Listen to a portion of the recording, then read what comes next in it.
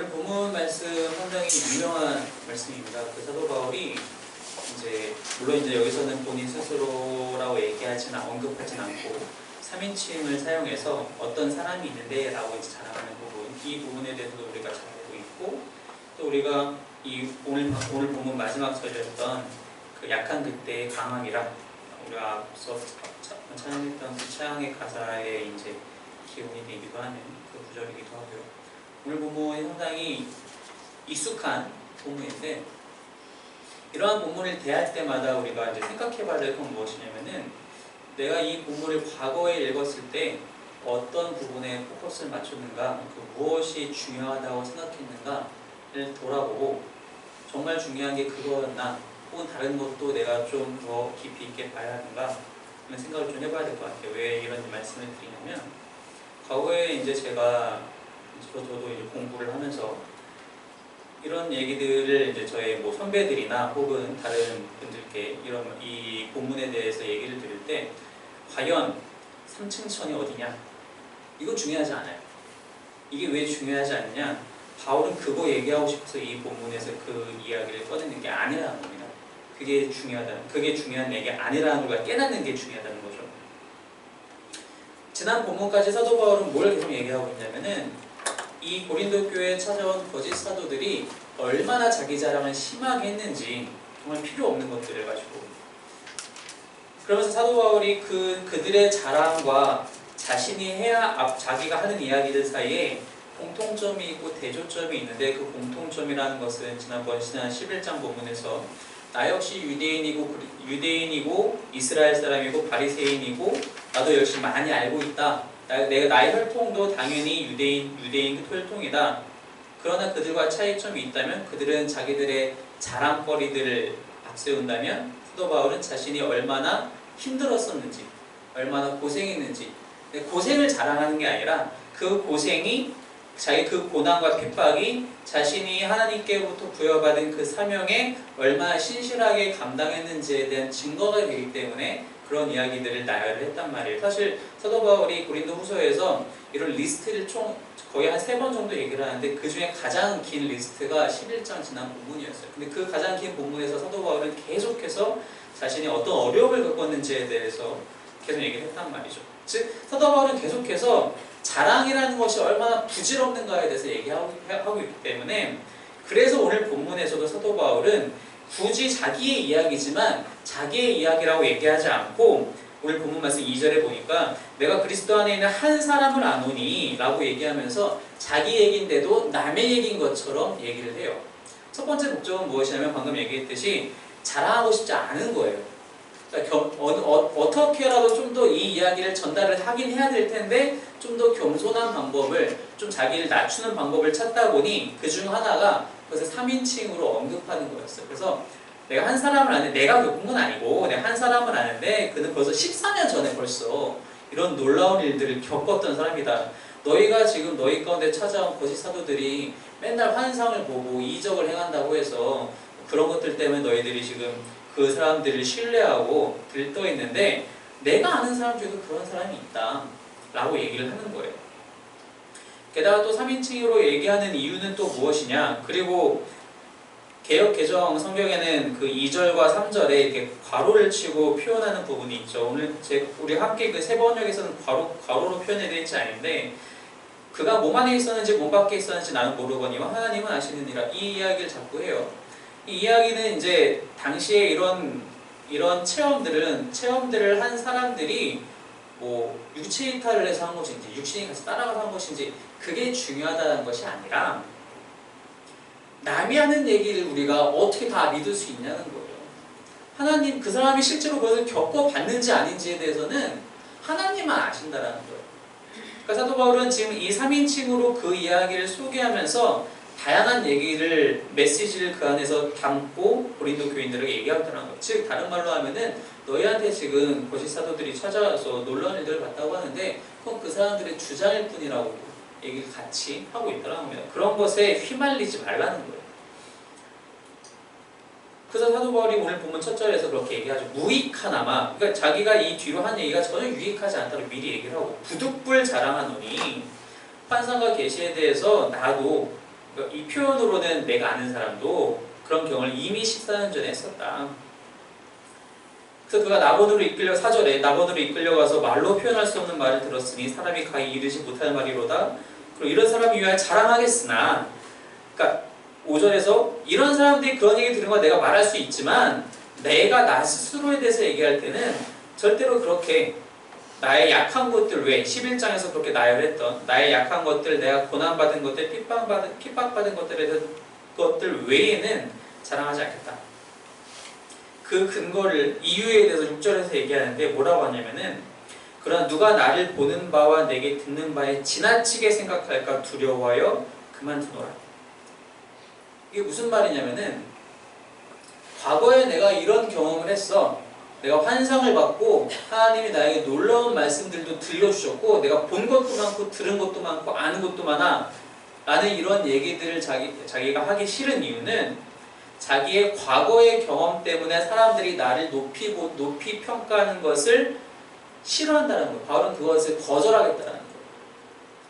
바울은 그런 것으로 자기를 사람들이 평가하기를 원하지 않는다는 겁니다. 그럼 무엇으로 자기를 평가하길 원하느냐? 현재 내가 어떻게 살아가고 있느냐? 현재 내가 어떻게 하나님의 말씀을 순종하고 있느냐? 그 말씀에 대해서 그것을 가지고 얘기하고 싶다는 거예요. 그것을 가지고 평가받고 싶다는 거예요. 굳이 고린도 교회의 사람들이 자신을 평가하고자 한다면, 내가 14년 전에 봤던 놀라운 환상과 놀라운 들었던 하나님의 말씀들에 대해서 평가받는 것이 아니라 11장에서 얘기했던 하나님의 부여하신 그 사역과 사명에 내가 얼마나 신실하게 반응해서 그 반응했던 나의 신실한 사역의 증거들로 너희가 태어났고 내가 이렇게 이런 위험들도 다 마다하고 복음 사역에 매진했던 것들, 나의 그런 삶의 모습들에 집중하길 바란다. 너희가 정말로 나를 평가하고 싶느냐? 이런 걸 가지고 나를 평가해달라 라고 얘기를 하는 거예요. 그리고 과거의 영광에 매달려서 사는 사람들이 상당히 많습니다. 우리 주변에 보면은 이런 말 우리가 많이 쓰잖아요. 내가 왕년에 말이야. 내가 왕년에 이런 것들 잘했어. 잘 나갔어. 그래서요. 그럴 수 있죠. 그게 사실이기도 합니다. 현재가 중요하다는 겁니다. 현재가. 과거에 아무리 내가 믿음이 좋았고 뭐 청년부에서 회장을 했고 뭘 했고 어떤 봉사를 했고 지금은 어떻게 살고 있느냐.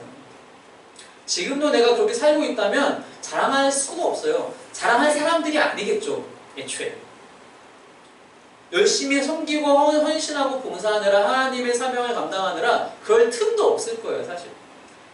이런 옛날 이야기들을 계속 늘어오는 사람들은 현재 그렇지 않은 사람들이 보통 대부분이라는 겁니다.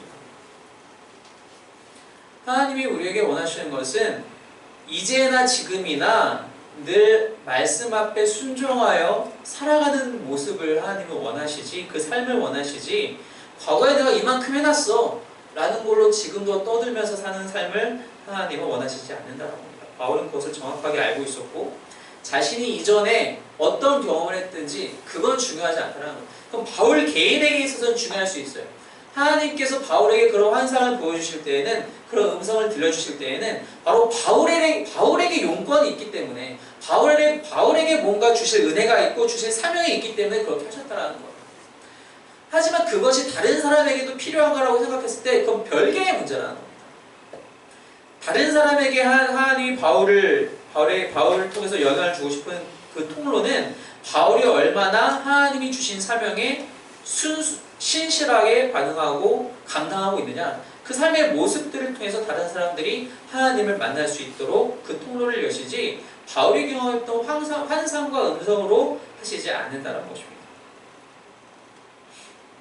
반대로 얘기하면 과거에 아무리 죄에 빠져서 허덕이면서 살았다 하더라도 지금 현재 말씀 앞에 온전히 무릎 꿇고 눈물로 참회하고 말씀대로 살려고 부단히도 애쓰는 사람들이 있다면 과거의 것으로 평가할 수 없다는 겁니다. 지금 현재 내가 말씀 앞에 신실하게 살아가고 있다면 하나님께서도 말씀하셨어요. 이전의 죄과들을 기억지 아니하시겠다. 그런데 우리가 뭔데, 하나님도 있겠다고 하시는데 우리가 뭔데 그 사람을 평가할 수 있습니까? 그럴 수 없다는 겁니다.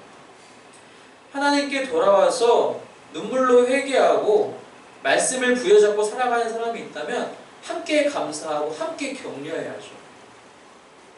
과거의 것에 얽매이지 마시고 현재 내가 말씀 앞에 신실하게 살아가고 있는가 우리 스스로를 돌아봐야 한다는 것입니다. 바울은 과거의 것들을 절대로 자랑하지 않고 계속 오늘 하루를 그리고 오늘 하루를 열심히 말씀에 순종해서 살아가고 있다는 겁니다. 그러면서 또 한 가지 뭘 얘기를 하느냐, 그런 자랑거리들이 왜 또 그렇게 소용이 없는지에 대해서 한 번 더 얘기를 하는데 7절부터의 이야기죠. 우리가 잘 알고 있는 7절에 보니까 여러 계시를 받은 것이 지극히 크므로 너무 자만하지 않게 하시려고 내 육체에 가시 곧 사탄의 사자를 주셨으니 이는 나를 쳐서 너무 자만하지 않게 하려 하심이라. 사도 바울의 육체에 가시가 있다고, 사도 바울은 그걸 가시라고 표현을 해요. 가시, 뭔가 어려움이 있다는 거죠. 학자들이 이걸 많이 추정을 해요. 근데 역시 이것도 중요하지 않아요. 왜 중요하지 않느냐? 사도 바울이 눈이 안 좋았던 건지, 몸에 장애가 있었는 건지, 외모가 정말 못 봐줄 정도로 떨어졌던 건지, 말을 잘 더듬거려서 그런 건지, 질병이 있는 건지, 다 어떤 어려움에 종류이든지 간에 그건 저는 전혀 중요하지 않아요. 왜 중요하지 않느냐? 그것 때문에 바울이 하나님의 은혜를 더욱 붙들게 되었다는 게 중요하다는 겁니다. 이 가시라는 단어가 헬라어로 스콜롭스라는 단어인데 이게 무슨 뜻이냐면은 직접적인 문자적인 의미로는 사람을 땅바닥에 대고 말뚝 같은 걸로 박아버리는 거예요. 그러니까 움직이지 못하게 박아버리는 거예요. 움짝달짝 못하게 하는 것을 얘기를 해요. 그러니까 바울이 느끼기에는 이 자신에게 부여된 이 어려움이 내가 뭐만 좀 하려고 하면 날 못하게 한다는 거예요. 바울은 그렇게 묘사하고 있다는 거예요. 근데 이게 왜 이 단어를 사도 바울이 굳이 쓴 이유는 이전 본문들에서 사도 바울이 거짓 사도들을 얘기하면서 그들이 스스로 자고하다라는 표현을 해요. 그러니까 스스로 높인다라는 표현을 하는데 그 단어가 문자적으로는 어떤 뜻이냐면은 마치 공중을 구름처럼 둥둥 떠다니는 듯한 그런 의미거든요. 즉 그들은 그들의 과거의 이력들을 가지고 진짜인지 가짜인지도 모르겠지만 그것들을 스스로 자랑하면서 둥둥 떠다니듯이 그런 식으로 자랑을 했다는 거예요. 스스로 높아졌다는 얘기죠. 그러나 하나님은 자신에게 이런 가시를 주셔서 사도 바울이 그렇게 하지 못하도록 오히려 땅바닥에 내려 꽂으신다는 거예요. 왜? 자만하지 않게 하십니다. 7절에 얘기한 것처럼. 그렇지만 사도 바울 입장에서 이게 너무 답답한 거죠. 답답한 거예요. 그래서 7, 8절에 뭐라고 얘기하냐? 이것이 내게서 떠나가게 하기 위해 내가 3번 주께 간구하였더니 3번을 기도를 했어요. 우리가 보통 어려운 일 당하면 사실 3번만 기도하고 끝나나요? 40일도 기도하고 100일도 기도하죠. 사도 바울 입장에서 이렇게 표현하는 이유는 진짜 자기가 많이 기도했다는 뜻이에요. 3번을 정말 강력하게 간구했는데 사도 바울이 응답을 받았어요. 그게 뭐냐? 9절에 나에게 이르시기를 내 은혜가 내게 족하도다. 이는 내 능력이 약한 데서 온전하여짐이라 라고 하나님이 사도 바울에게 말씀하셨다는 거예요. 이 사도 바울이 이 문장을 사용하면서 써내려가면서 사용한 그 문법적인 내용이 시제가 무엇이냐면은 이 말씀이 과거 한순간에만 들리고 그냥 그리고 지나갔다는 것이 아니라 바울은 여전히 이 말씀을 듣고 있다는 거예요. 하나님이 날마다 자신에게 내 은혜가 내게 족하다. 이는 내 능력이 약한 데서 온전하여짐이라라고 늘 말씀하시고 계시다라고 얘기하고 있는 거예요. 사도 바울은. 무슨 얘기냐면은 그래서 그 이야기를 듣고 사도 바울이 그 9절 후반에 그러므로 도리어 크게 기뻐함으로 사도 바울의 가시가 사라졌나요? 아니에요. 사라지지 않았어요. 그런데 사도 바울은 크게 기뻐하게 됐대요. 왜 크게 기뻐하게 됐느냐? 이제 더 이상 이 가시가 나를 무력화시키지 못한다는 걸 알게 된 거예요. 그 전까지는 내가 이 가시 때문에 뭘 못한다고 생각했는데 그게 아니라는 거예요. 오히려 이 가시가 나에게 존재함으로 해서 하나님의 능력이 하나님의 은혜가 나에게서 완전해지는구나. 내 안에서 완전해지는구나. 내가 이런 가시가 없었더라면 내가 뭔가 나의 힘으로 더 할 수 있을 것처럼 생각했었는데, 내가 내 힘으로 뭔가를 더 하게 되는 순간 나는 하나님의 능력과 은혜를 거절하고 거부하게 되는 것이구나.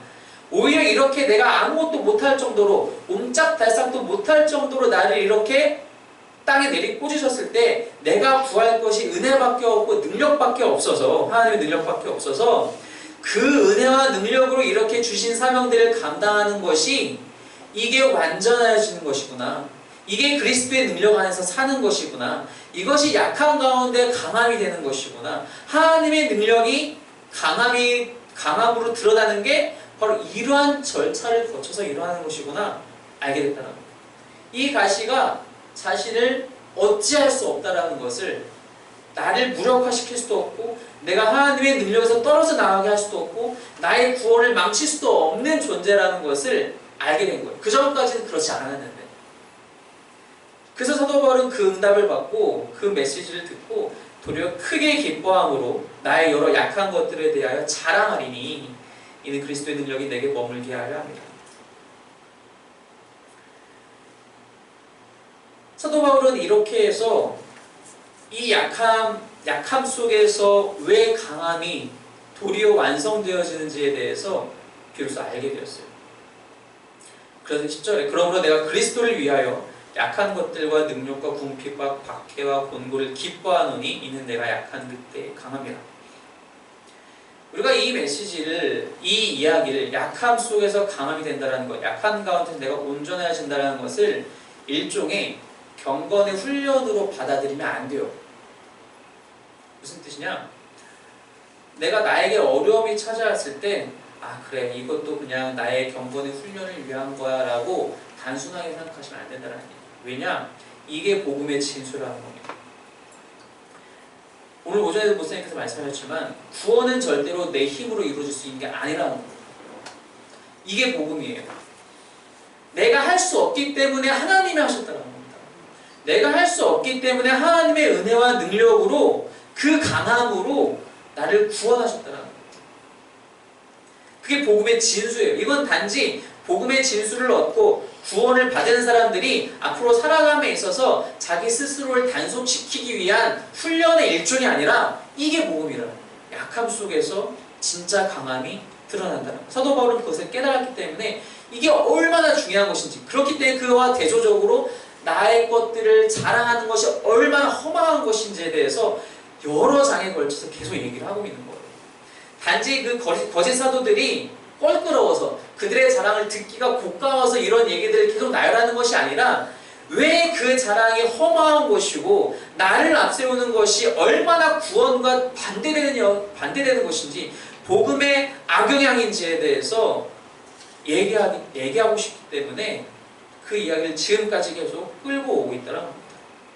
약함 속에서 강함이 완전해진다, 하나님의 능력이 온전해진다는 것은 이게 바로 복음의 진수이기 때문에 그렇습니다.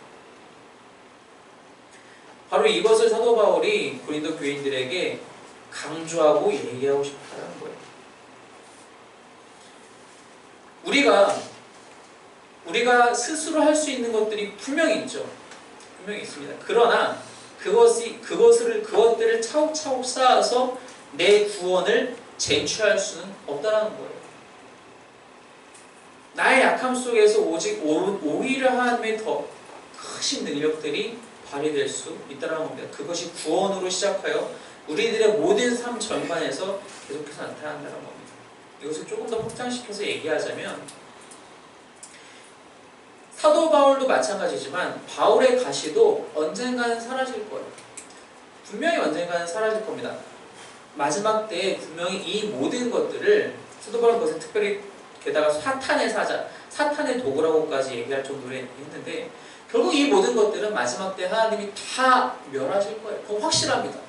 그럼 왜 지금은 그렇지 않고 있느냐?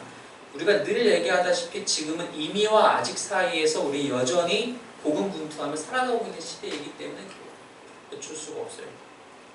그래서 우리는 때로 살아가면서 나에게 어려움이 찾아올 때에 늘 하나님께 간구합니다. 하나님, 내가 이 어려움 속에서 견뎌내고 이겨내고 그래서 이 어려움이 사라지고 내가 조금 더 편안해졌으면 좋겠습니다. 제발 그렇게 해주세요라고 늘 간구해요. 하나님 때로는 그 기도 들어주셔서 우리가 편안을 누리게 되고 평안을 누리게 되고 은혜에 감사하게 됩니다. 근데 매번 그렇지는 않아요. 모든 기도가 다 그렇게 내가 원하는 내 입맛대로 이루어지진 않아요. 때로는 시간이 필요할 때도 있어요. 어떨 때는 그렇게 한 달을, 바울은 3번 기도했다고 하는데 우리는 한 달을 40일을 금식 기도하면서 100일 동안 기도하면서 겨우 얻어낼 때도 있어요. 어떨 때는 그렇게 기도해도 내가 원하는 응답이 오지 않아서 내가 늘 그 평안을 누리지 못하는 것 같고 그럴 때가 있어요. 그때 우리가 이 말씀을 생각해 봐야 돼요. 내가 혹시나 바울에게 말씀하셨던 그 하나님의 말씀, 내 은혜가 내게 족하도다, 이는 내 능력이 약한 데서 온전하여 짐이라는 그 하나님의 응답을 듣고도 무시하고 있지는 않은지에 대해서 생각해 봐야 한다고 합니다. 분명히 하나님은 우리의 모든 어려움들을 마지막 때 다 멸하실 거예요. 다 멸하실 거예요. 그건 확실합니다. 그러나 우리가 살아가고 있는 동안에 이게 사라지지 않을 수도 있어요. 거기에는 하나님의 선하신 뜻이 분명히 있다는 거예요. 하나님이 우리를 괴롭히려고 그렇게 하시지 않는다는 거예요. 말씀이 분명히 말씀하고 계시잖아요. 하나님은 선하시고 그 인자하심이 영원하심이로다. 하나님이 우리를 장난치고 싶어서 그런 어려움들을 내비두시지 않는다는 거예요. 우리가 때로 자고하려고 할 때, 교만하려고 할 때 우리에게 너희가 얼마나 나를 필요로 해야 하는 존재인지를 다시 한번 생각해보라고 주실 수도 있고요. 나의 구원을 더욱더 감사하는 사람이 되기 위해서 하나님께서 이런 어려움을 주실 수도 있고, 몰라요. 다양한 이유가 있겠죠. 나에게 어려움이 사라지지 않는다고 해서 하나님이 안 계시다, 하나님은 내 기도를 듣지 않으신다가 아니라 내가 더욱더 은혜에 매달리는 사람이 되기 위해서, 하나님께 더욱더 붙어있는 사람이 되기 위해서 하나님은 때로는 이런 것들을 바울에게 주신 가시처럼 남겨두시기도 한다는 겁니다. 그때는 우리가 내가 하나님의 음성에 귀를 닫고 있지는 않은지 한번 생각해봐야 한다는 거예요. 물론 그럼에도 불구하고 우리는 기도를 계속해야겠죠. 왜요? 그래야지 우리가 매달릴 수 있거든요. 은혜에. 바울은 그것을 확실하게 깨닫고, 이 가시 이제는 괜찮아. 나는 아직도 어렵지만, 이 가시 때문에 나는 아직도 힘들지만 그래도 하나님의 은혜가 더 크시게 괜찮아 하고 확신하고 살아갔어요. 우리도 그렇게 확신하고 살아갈 수 있다면 더 이상 그것에 대해서 매달리진 않겠죠.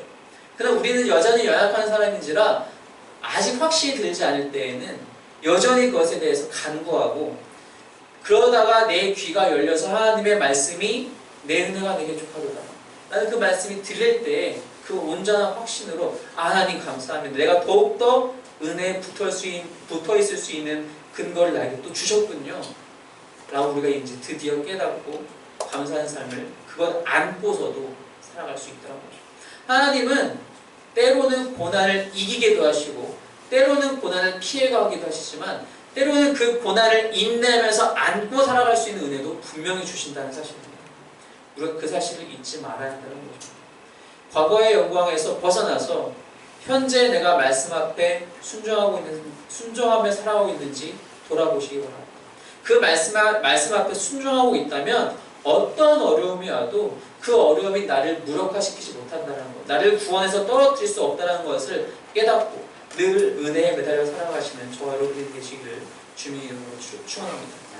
이 시간 기도하겠습니다.